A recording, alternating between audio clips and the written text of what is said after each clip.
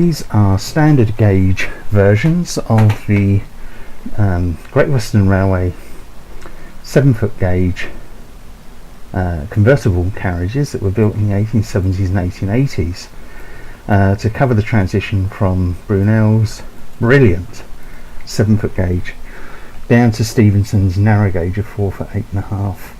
And so what I've done is I've simply regauged the carriages which I've already made, and this is as it were the first batch of a series of Clerestory carriages that I want to make for the Great Western Railway. And I checked with Russell's book, excellent 2-volume history of these carriages, and although they look rather odd, I think, on a narrow gauge, having been so used to the standard gauge, broad gauge of 7 foot rather, nevertheless this is correct according to Russell, who includes a diagram comparing the broad gauge version of these and the standard gauge, and it's apart from the wheel sets and bogies, nothing else really has changed. Now these are 6 and 8 wheelers. They're not bogie coaches. These are 6 wheelers at this end. We've got a full brake, and then we've got, what else have we got here? Let's look at this. We've got a composite, 6-wheel composite. Then we've got a family saloon, which was available for private hire by families, and it includes a large saloon first class section and a single second class compartment there for the servants. And on the next one we've got the first sort of prototype sleeping 6-wheel sleeping carriage, which is basically like the saloon but allowed for beds to be made up, first class only of course. Then we've got a full brake. Let's just check which one it is. Yeah, the 8-wheel, and these are 8 wheelers.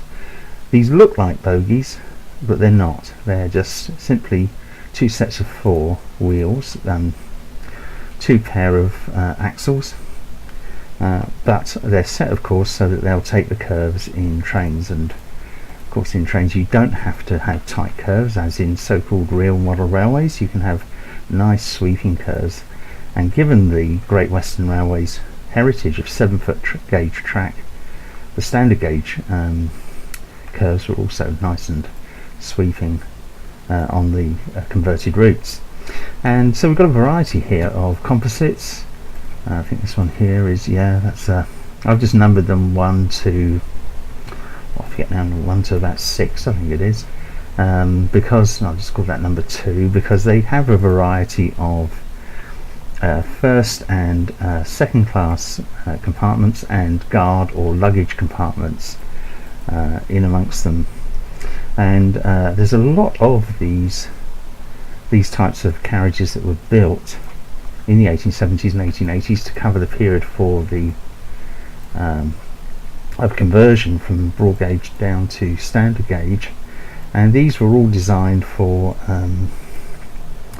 that purpose, and you should find that they'll be perfectly okay on the dimensions of track laid out for the loading gauges laid out for the Great Western, but they might just be a fraction wide for lines that were laid out for 4 foot 8.5 inch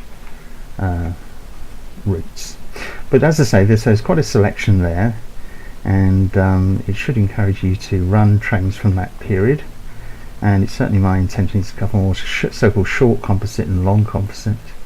There's a luggage one with a luggage section there, I think that is, yeah.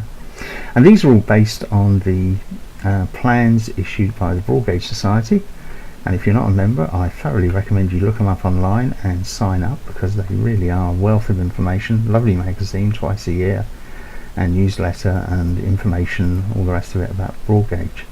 But these then are in that period immediately after the conversion of broad gauge, and were used on all the main routes, and were then gradually replaced by later vehicles under Dean and Churchwood, which I'm intending to model. But this gives an initial batch to get the trains running, and you want to combine them with some really nice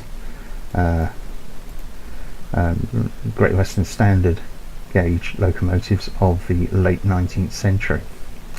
So there we are, that's introduced those. They're going to be available, or they are available rather, on the download station and from my website, the details of which are displayed in this video. And I hope this has given you some good ideas about them. And if you like this video or you've got any comments, please subscribe to my YouTube channel, ING for Trainz. Leave a comment, leave a thumbs up, whatever. Just give me some feedback, see what you think, and I'm happy to answer queries or comments about them.